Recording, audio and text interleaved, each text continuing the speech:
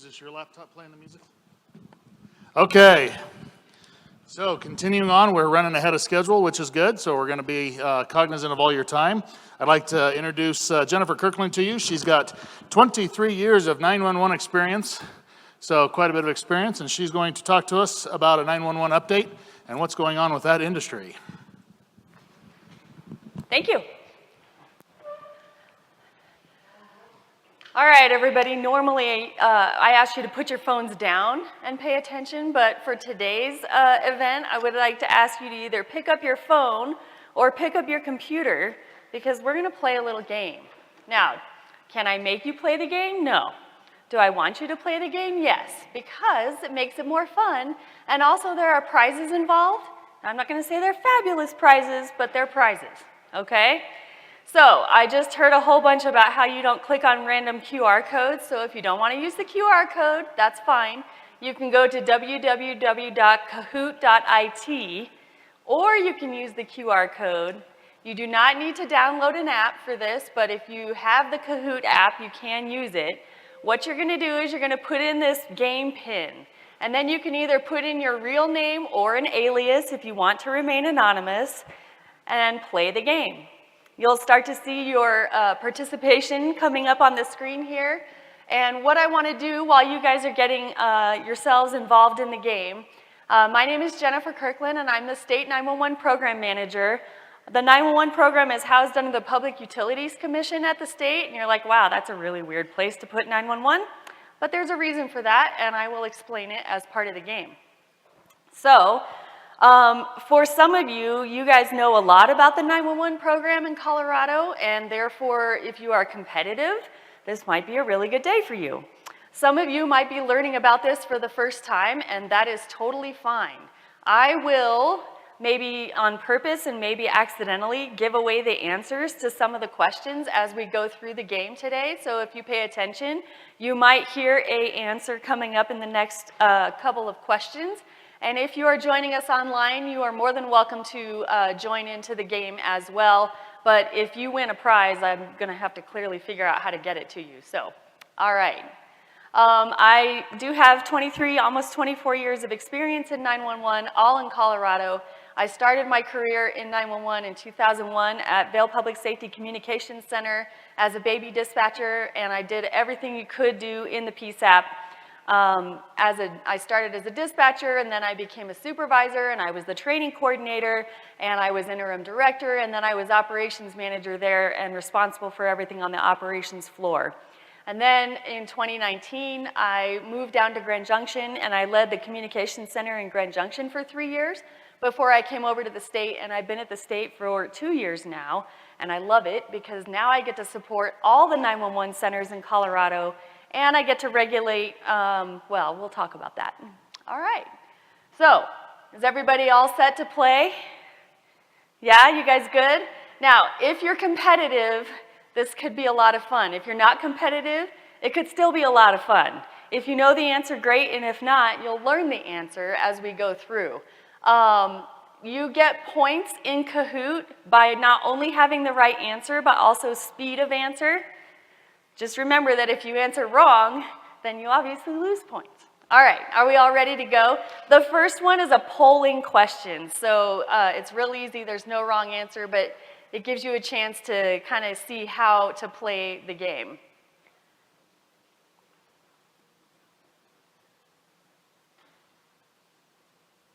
Everybody's like, all right, here we go. Got my finger ready. What is your role? There's really great music that goes along with this, but it's not coming through the HDMI, so that's okay. You're just going to miss out. It's going to be silent.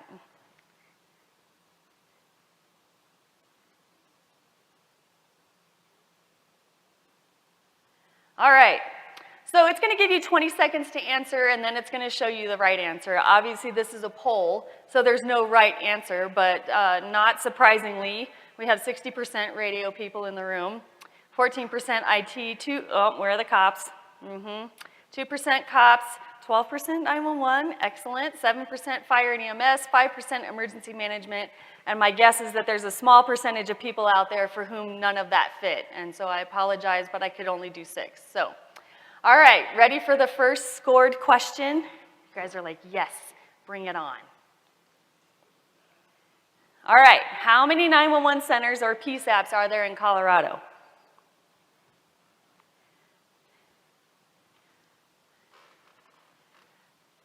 I could sing Jeopardy to you, but I'm not doing that either, so. As you can see, you have 6 seconds left. All right, so 8 people got it right. There are 83 PSAPs in Colorado, okay?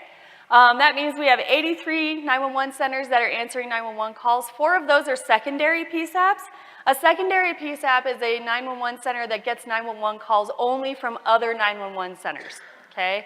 They get 911 calls from what we call primary PSAPs, and those primary PSAPs are getting them from the public like you would expect a 911 call to come from. We also have several training PSAPs in the center or in the state that are not included in that. And those 83 PSAPs are supported by 57 governing bodies. What's a governing body for 911? Anybody know? Yeah.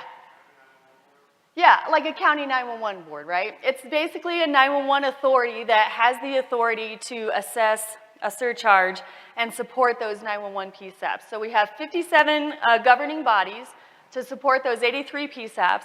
And those 83 PSAPs, we have a variety of structures. Some of them are under municipal law enforcement organization charts. Some of them are standalone PSAPs, like Garfield County is a standalone. Some of them are under the fire departments. Some of them are under county sheriffs, and so on and so forth. We even have one at an airport, that's DIA, and that's a secondary PSAP. So, those are just some of the quick facts about 911 in Colorado. That also means that every 911 PSAP in Colorado is under local control or home rule, which means that there's 83 different ways to do things in 911. If you have never gone and visited your 911 center, I encourage you to do that. There's no more wrong or right way to do 911, but there is a variety of ways that 911 gets done. And it's been really important to remember that everything in 911 in Colorado is done at the local level, which means a lot of local decisions being made, which may come into play later on in a question. All right, so now you guys get to see the leaderboard for the first time. Ooh. All right, somebody has a sense of humor with their name. Ready for the next question? How many 911 calls were taken in Colorado in 2024?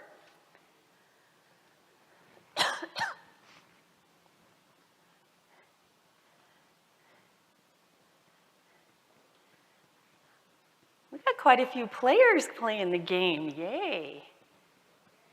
Some competition for these prizes. All right, so we had no one guess the right answer. Wow. Okay, but we had a lot of people thinking 4 million. We had a lot of people thinking 8 million. All right, so the right answer, and these numbers are still being tallied, so approximately 2,990,147 911 calls in Colorado in 2024. That's a lot. Approximately. No, it's not going to be 8 million. I promise you.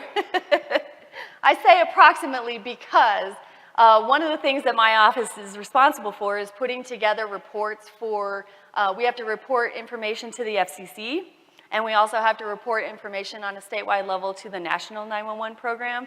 These numbers are still being compiled. We also report every year to the state legislature on the state of 911. So I don't want to hear you guys saying, hey, we were at the radio summit and you said this number and you reported this over here. That's why I'm saying approximately, okay? So we report to all of those agencies on the state of 911. We report this number. We also report, and again, this number is self-reported. We do a data collection every year to the governing authorities and to the PSAPs, 2 separate data collections. And so we get a variety of participation in that, although I have to shout out to those governing authorities and to the 911 centers because we had the greatest number of returned forms this year, better than any other year, so great job, everybody. And so far, I can tell you that we have approximately 2,053 911 professionals in the state taking those 2,990,000 911 calls. and they are first responders. Thank you very much, as of last year. And we also took approximately 35,169 texts to 911 in 2024, so that's pretty good. Incidentally, we have 6 PSAPs in the state that do not take text to 911. Our program also tracks whether a PSAP does EMD, emergency medical dispatch, and we track whether or not an agency does foreign language interpretation of 911s, and you can see those on our website at the Colorado 911 program, which I will put up a QR code for you at the end of the presentation so you can go to that website, and it is not a phishing scheme. All right. Any questions so far before I show you the leaderboard? I learned to ask that question first because once you guys see the leaderboard, you're not thinking about questions, you're being competitive. Well, nobody got it right, so there's no change in the leaderboard. Okay, true or false? The PUC regulates 911 centers, yes or no? PUC, of course, Public Utilities Commission.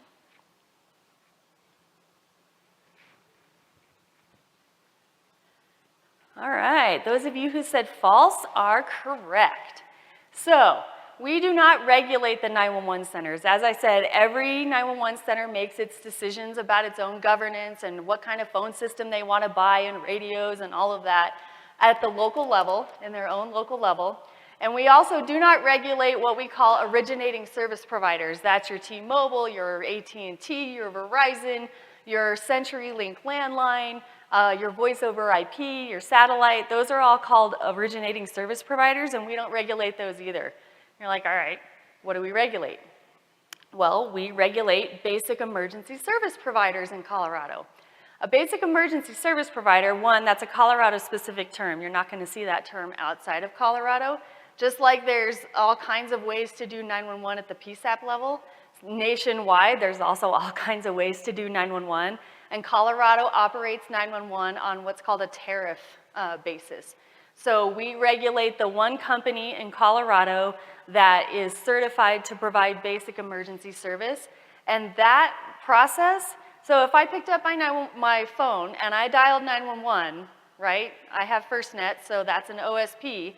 It delivers that call to the network for the basic emergency service provider. The basic emergency service provider is responsible for aggregating that call and delivering it to the right 911 center, okay? So right now, it's probably gonna go to Douglas County.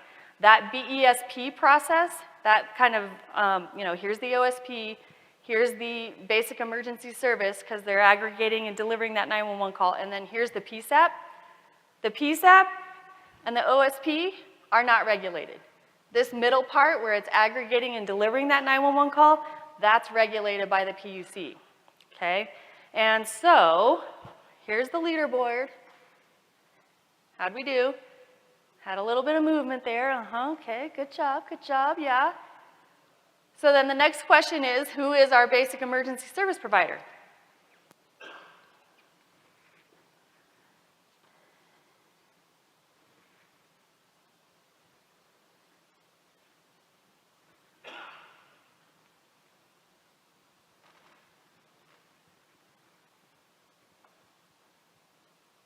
All right, 21 of you got it correct.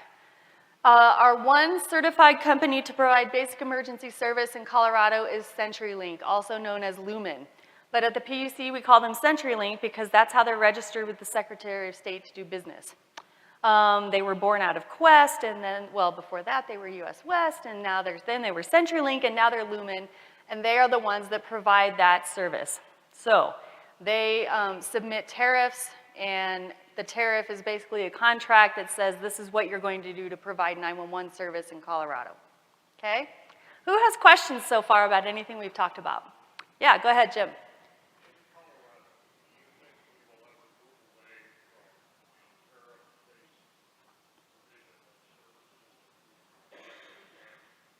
That is possible, so I'm going to repeat it because it's a big room. He wants to know, are we ever going to move away from a tariff model into a competitive services model? And the answer is possibly, and we're going to talk about that as part of the rest of the presentation, so great question. You're like 6 slides ahead. Good job. I don't know, are you playing? Who else has questions?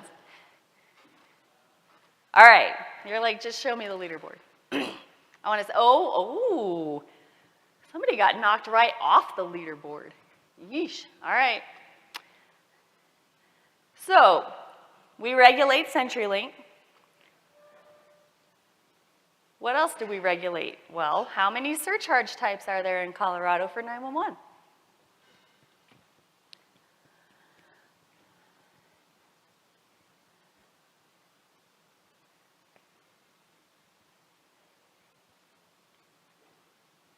That one stumped a few people. There's no shame in guessing.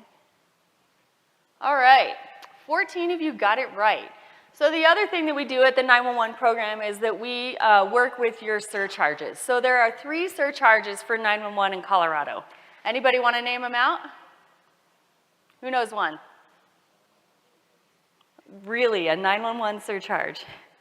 There's 3 911 surcharges. What's one 911 surcharge, Kevin, you smarty? What's that? Kind of. So we have a statewide 911 surcharge.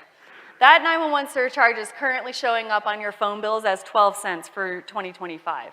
That statewide 911 surcharge is designed to reimburse those 57 governing bodies for the amount that they pay to CenturyLink for the connectivity to connect all those 911 calls, okay?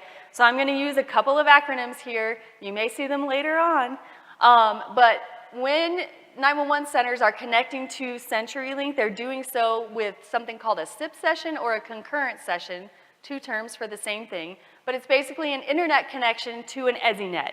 An EZNet is the IP-based network that CenturyLink uses to deliver those 911 calls. But as you can imagine, CenturyLink, being a for-profit company, they want to make money, and so they charge the governing bodies for those connectivity, those sessions. So the statewide 911 surcharge is designed to reimburse those governing bodies for that specific cost. Okay, so that's surcharge number 1. Surcharge number 2 is a local, what's called emergency telephone charge. And the local emergency telephone charge is something that those governing bodies are empowered to collect. That gets delivered or remitted directly from those carriers to that governing authority, and they can use that money for whatever they want to in accordance with the state rules and statutes governing the use of that money, okay? And that can be set at any amount up to a certain threshold that the PUC sets on an annual basis. And the PUC takes into account the rate of inflation and any other comments from the public about how to set that surcharge threshold. So the threshold right now is $2.12, and any governing body can change their surcharge amount up to that threshold without any need for an application or anything from the PUC. But if you wanted to set your local surcharge above that threshold, you just need to make an application to the PUC, and the commissioners would either approve or deny it, okay? So the highest local surcharge we have in Colorado is $4, and the lowest is 70 cents. That's a big spread, okay? And then the third surcharge is a wireless prepaid surcharge, and that is an amount that is assessed on wireless minutes that get purchased, and that gets remitted back to the governing bodies based on how many wireless calls a PSAP takes in a year. And it's a formula, percentage formula. So, you know, the ones that take a small amount get a smaller amount of that prepaid, and the ones that take a large amount of wireless calls get a larger amount of that prepaid surcharge. So 3 surcharges. We open a proceeding every year in the summer because those surcharge amounts have to be set in the fall by October 1st by statute. And so that's one proceeding that we do every year to set those 3 surcharges. Who's got questions? All right, how do we do on that? Yeah, oh, good, hey.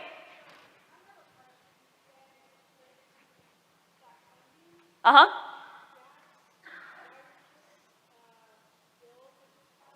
Uh-huh.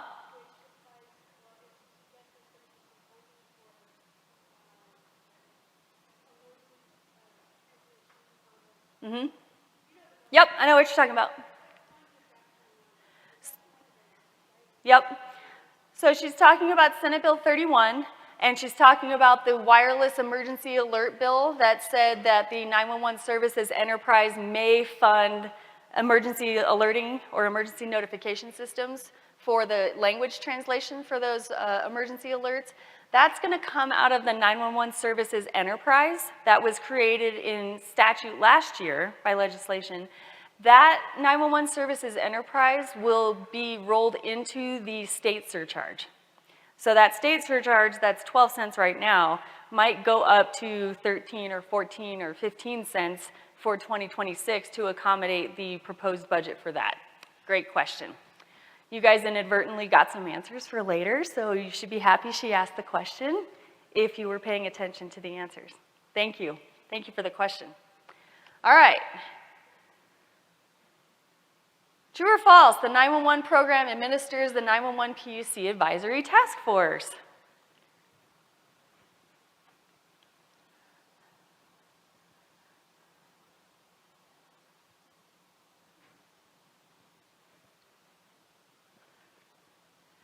Six seconds left. Make your choice. All right, the answer is true. Good job. All right, so the PUC, Public Utilities Commission, I am a PUC staff member. It's actually the commissioners that do anything formal. And so they need a formal way to find out what's going on in the 911 community. And so one of my jobs, which is one of my favorite jobs, is I get to facilitate all kinds of opportunities to bring the 911 community together to talk about 911 in Colorado. And the task force is one way that we do that. So we meet every other month, and in the summer months we meet in person and online. And in fact, this morning when I stepped out, it wasn't because I didn't want to be here, it was because we were having our task force meeting because they voted to keep it today, even though the radio summit was today. So go talk to the task force if you don't want to talk about that. But we also have several subcommittees. Okay, we have the EZNet users group. What's an EZNet? That's the IP-based network that delivers the 911 calls. So we have a users group to talk about that. We have a legislative subcommittee that talks about things for legislative, and we're going to talk about that here in a minute as well. We have an equal access committee that brings together the access and functional needs community in Colorado with 911 to talk about how we can better serve them. We have the prepaid and collections committee, which does exactly what it sounds like. If we want to change anything with our prepaid collection or other surcharge collection, then that would be that committee. We have the bylaws committee, which does all that fun work of changing the bylaws if we need to. And we have a GIS committee that's doing an awful lot of work as well. So there's a lot of ways to be involved in 911 through all of those subcommittees as well. How'd we do here? All right.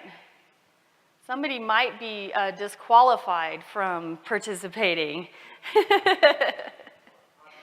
I know, right? He might have a leg up there. We'll see. We'll see how it shakes out. What's the name of the task force subcommittee that creates the technological strategic plan for 911 in Colorado? This one might be a guesser because I haven't given you the answer yet. But I just listed off all of the committees. So you might be able to do process of elimination and get it. I have faith in you.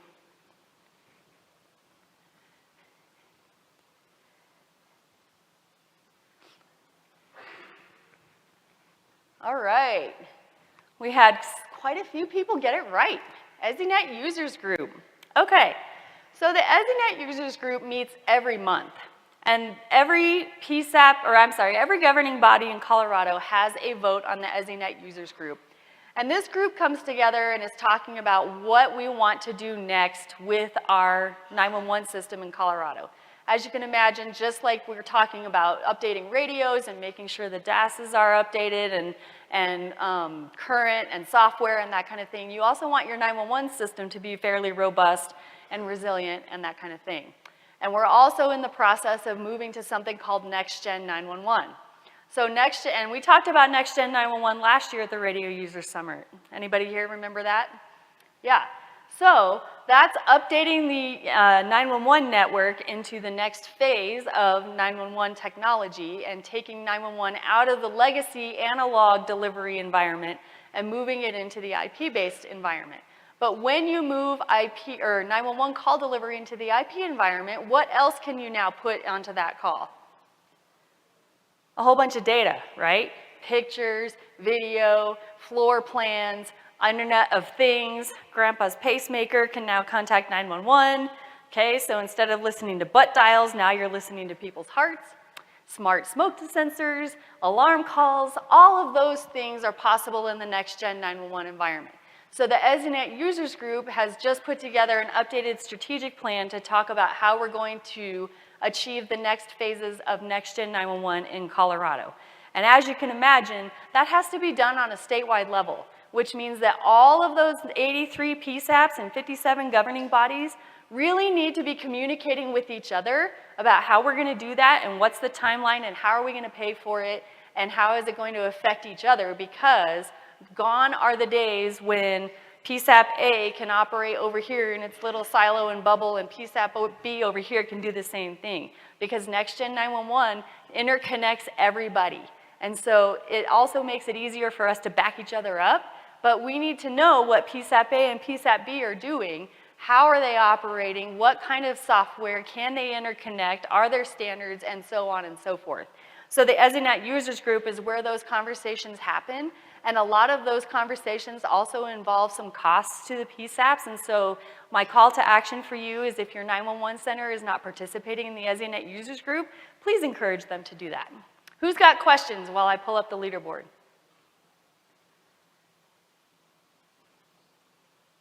All right. Next question. What's an EZNet? Now, this should be a no-brainer after I just talked about it for several minutes, but we'll see how it goes. Also, it's kind of hard to come up with wrong answers after a while.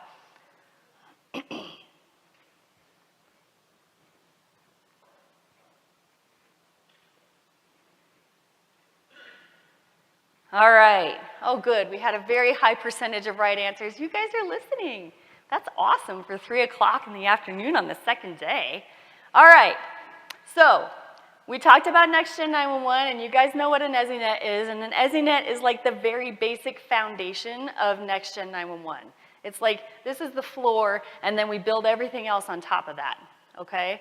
As we move into Next-Gen 911, there are a lot of things that are also going to be really important, like GIS. GIS, if it's not already here, GIS will soon be as important to taking a 911 call as having a phone system to take that 911 call with. It is that important, because everything in Next-Gen 911 is based on GIS. Call routing is based on GIS, where your call, like the PSAP, and when it takes it in, PSAPs are going to need a PSAP boundary shapefile. You're going to need emergency response zone shapefiles for all the response agencies, so your fire departments and your EMS and your law enforcement, they need a shapefile for their boundaries. You might have heard that a lot of the OSPs are now required or moving toward geospatial routing of 911 calls.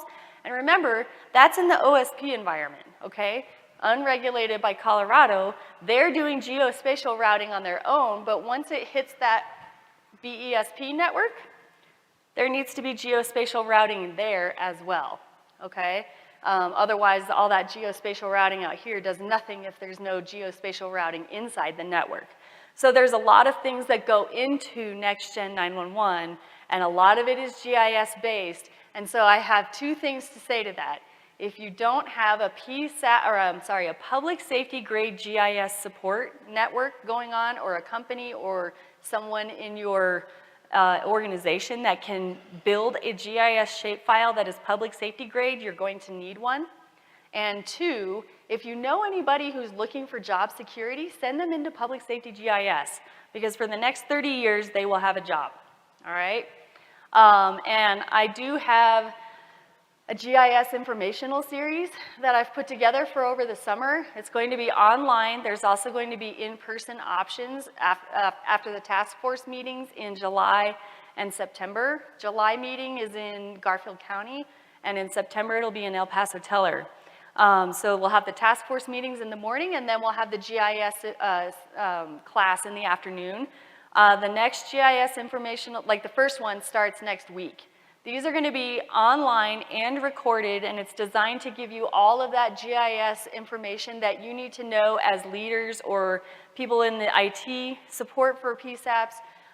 They'll be recorded and they'll be put on our YouTube channel, but I highly encourage you, if you have anything to do with any kind of 911 support at all, to go ahead and come to that GIS informational series so you can understand what's coming up in the 911 world for GIS.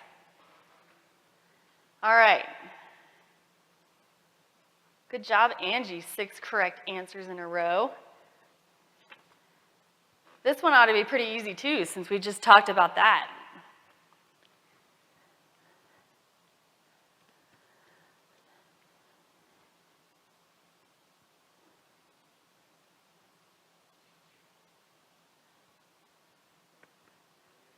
I mean, some of those are partially true. That's right. Next-Gen 911 is delivery of 911 calls using an IP-based network. So, where is Colorado? Like I said, we have an EZNet. There are other core components of Next-Gen 911 that we don't have yet, but CenturyLink has already proposed some of those new services coming up. They did that in the fall of last year. Some of the things they proposed 4 things. They proposed I3-based routing. I'm going to talk about I3 in a minute. They proposed geospatial routing. They proposed text to 911 over the EZNet. So incidentally, all of text to 911 in Colorado is being offered over the top. It's being offered through a internet-based service that is not in the EZNet, which means it's not Next-Gen 911. So CenturyLink was proposing that we offer text to 911 inside the EZNet, which would make it Next-Gen 911. And then the 4th thing that they were offering is GIS services. And a couple of those things were really expensive, especially like the GIS services. And a lot of people were like, well, why are we going to pay for text to 911 over the EZNet if we already have it? And there were a lot of questions. So then CenturyLink said, well, maybe we'll make some of those services optional. And everybody was like, hold up. If you're going to make it optional, how do we get reimbursed for that through the statewide surcharge? And the PUC is, they do everything by formal proceedings, right? And remember, I'm up here on behalf of the PUC, but I am not a commissioner. So the commissioners need to answer those questions formally. And so CenturyLink pulled that tariff offering, and a couple of the 911 authorities asked for a rulemaking or a declaratory order, which the PUC gave and said, yes, optional services are okay, and yes, we think we should pay for them. And so they directed staff to conduct some workshops to develop some rulemaking language to do that. So now, our one open proceeding right now is a rulemaking that is using those consensus rules that we built in those workshops to say how those optional services will be reimbursed. And once that rulemaking is completed, then we fully expect CenturyLink to refile that tariff to try and offer some of those things. So the takeaway from that is if you have an opinion on how that gets reimbursed, the public comment period is open until May 20th, and you can go file comments, anybody can. And then the reply comments are due May 30th, and there'll be a hearing June 9th to also give your comments to the PUC on that particular matter. And I said I was going to go back to I3 routing. So how many of you sometimes have a hard time falling asleep? Any insomniacs in here? Yeah, I have a cure for you. It's called the I3 standard. NENA is the National Emergency Number Association, and it is one of the membership organizations for 911 nationwide, but they are also a standard-setting body. And they have set the standard for everything that has to do with Next-Gen 911 call. And it's a lot, which means it's 400 pages, and it's very dry because it's a standard. But what we're talking about when we're talking about I3 routing, we're talking about I3 call delivery, it's basically saying we're going to deliver our 911 calls according to the I3 standard. So that was one of the offerings that CenturyLink offered on that tariff that we fully expect them to refile. So who has questions about that? All right.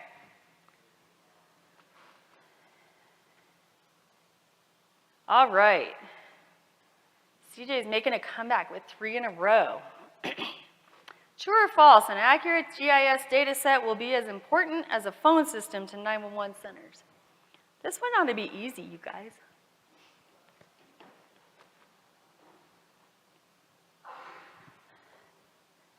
Bless you.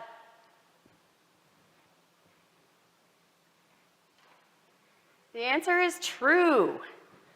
Okay, so I told you about the GIS subcommittee. And the GIS subcommittee, what it's been working on for the past several months is building an RFP to put out for a GIS company to build a PSAP boundary data set.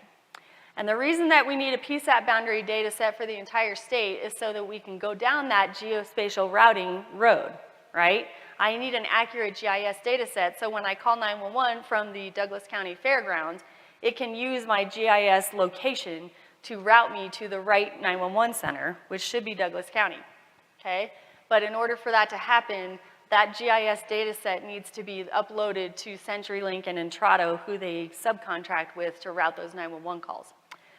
I do have to commend all of the governing bodies and counties because they have already given their shapefiles that they have for GIS to the Colorado 911 Resource Center. So for the very first time ever, we have a complete data set for PSAP boundaries for Colorado. Woohoo, that's a huge deal. But it needs to be run through and validated to make sure that there's no holes and gaps and all of that kind of thing. And so that RFP will be going out shortly to clean up that data and make sure that it's public safety grade so that we can move forward in that. And as we already talked about, you're gonna need a whole lot more GIS data set, but they're doing that with grant money that they got last year.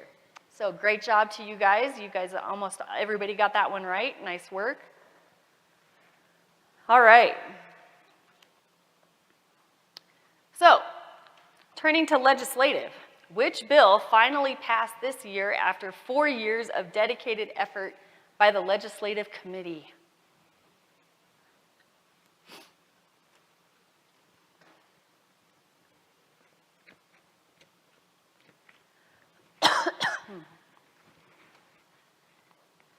All right, man, we had quite a few people get that one right.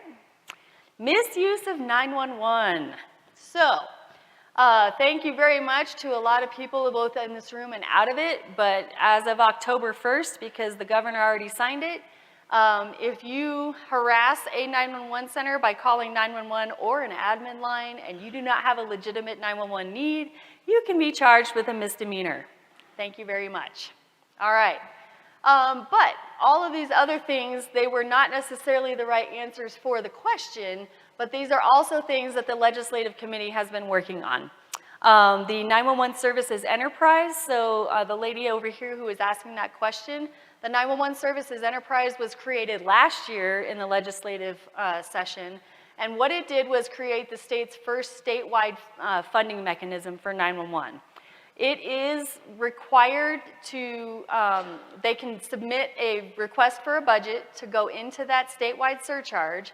That statewide surcharge would be collected as one surcharge, but then that money that's set aside for the enterprise will go directly to the enterprise, and the enterprise can spend it as they see fit according to how you can spend 911 money. And I'm saying that with emphasis because they are not allowed to spend it on something that is not a 911 need. And I'm saying that with a little bit of frustration because we've already had the legislative session go after our 911 money for things that are not 911. So the legislative committee is going to be doing a lot of outreach next year to educate our legislators on what is 911 and what is not. And I'm sorry, I love our cops and our firefighters and our ambulance, but 911 is for inside the PSAP, not field response. So the enterprise will be spending money on 911 needs on a statewide basis.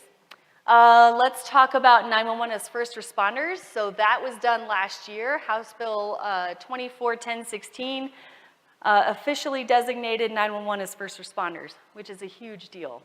And finally, minimum training standards. So, do we have any minimum training standards in Colorado for 911 professionals, even though we're first responders? No.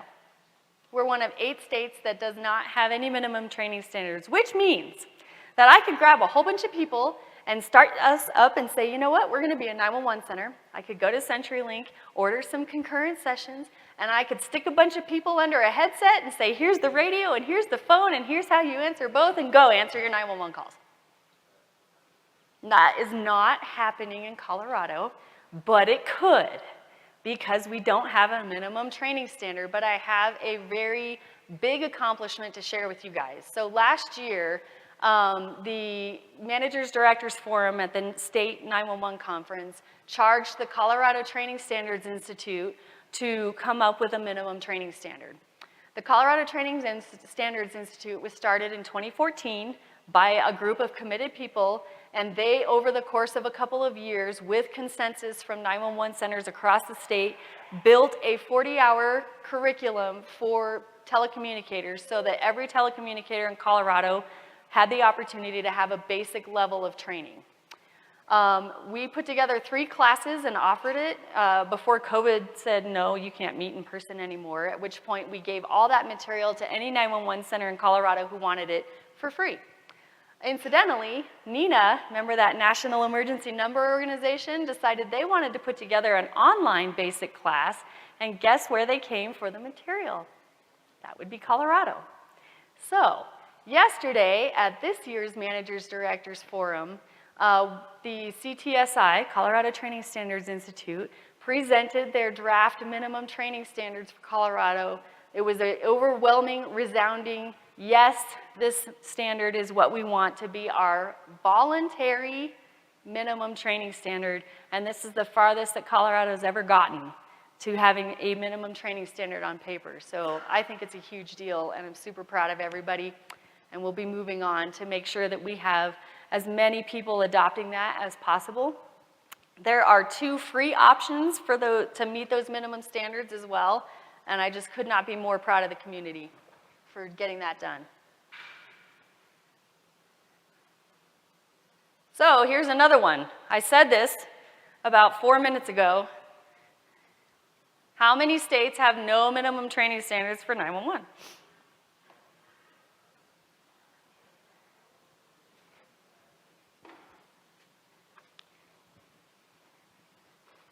Yep, had a few people listening.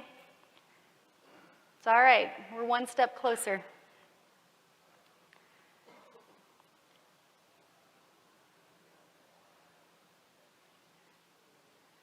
All right. What are the improvement projects CenturyLink will be working on for the next 2 years? This is a really deep dive. So some of these, gotcha. Some of these questions you might have known already. Some of them you might learn. This one's probably one you're going to learn on. That's okay.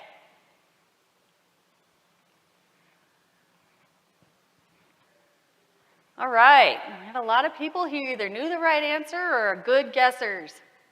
So every year, CenturyLink is required to file an improvement plan with the PUC to make sure that they're continuing to invest in the network. So they filed one last year. Well, actually, they filed it in 2023, but it was adjudicated all year long because it was contentious. Most proceedings involving CenturyLink are pretty contentious. And so this year, for the next 2 years, they'll be working on a fiber build from the Salida Howard to try and build up that area. They'll be building on a fiber build for Idaho Springs to Central City. They're working on a middle mile diversity from Burlington to Lamar. They're working on purchasing a portable generator and fuel tanks so that if a central office loses power, they can get that central office going back up. And the big investment is in, they're going to replace really old Sonnet technologies. A lot of you actually probably know what that is. And they're replacing it with Ethernet connections. And then they're also building or contracting with companies to provide last mile diversity to the majority of the 911 centers in Colorado. What that means is A, the network will be more robust and less likely to be prone to backhoe bob and other things that take out 911 call delivery, but it will also show up as a bill. So those of you who are responsible for paying your 911 bills, you're going to see that improvement amount already coming onto your bills. And then you'll see a last mile diversity amount starting in June $24.25 per concurrent session. So when you see that, yes, it's a legitimate bill. All right, last question. The current open rulemaking addresses optional tariff services, true or false?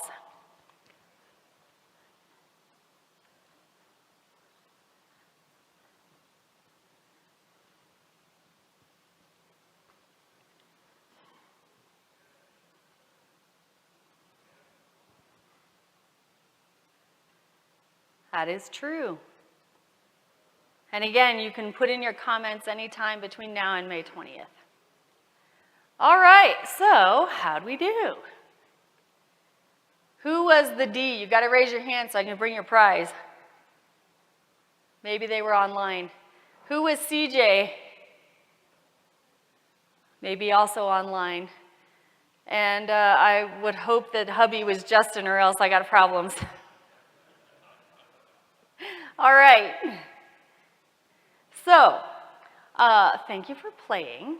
And I want to make sure, I'm just going to put up my contact information and those 2 QR codes for our website. So if you guys have any questions about anything we talked about, or if you want to talk 911 with me, please don't hesitate to reach out. I would love to nerd out with you on 911. And where the heck is my, here we go. It's one slide, here you go. So here's my contact information. Please don't hesitate to reach out. Yes, those QR codes are okay to scan. You can also find those web pages by just Googling 911 Advisory Task Force in Colorado or 911 Program web page in Colorado. And I am happy to talk about 911 with anybody who wants to talk about it. Thanks you guys for playing. I had a lot of fun. I hope you guys did too.